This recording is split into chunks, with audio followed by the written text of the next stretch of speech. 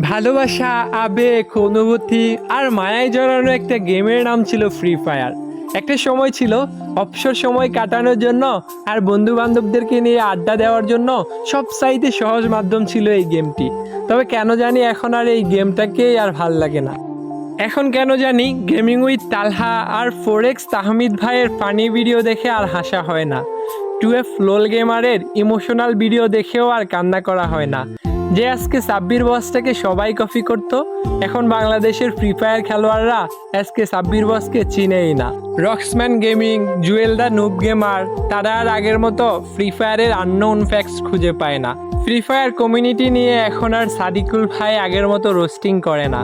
Pro Rubel আর বটলা নাহিদও আর এখন একসাথে game খেলে না। যেই নাইম আলম ভাইকে পুরো বিশ্বের মানুষে চিনত MP40 লিজেন্ড হিসেবে, সেই নাইম আলম ভাইকে এখন আর গেমে দেখা যায় না।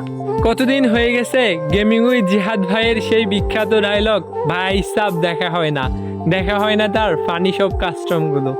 যদিও এখনও মিস্টার ত্রিপোলার ভাই, ইটস কাব্য ভাই এবং গেমিং উইথ তালহা ভাইরা নিয়মিত ভিডিও ছেড়ে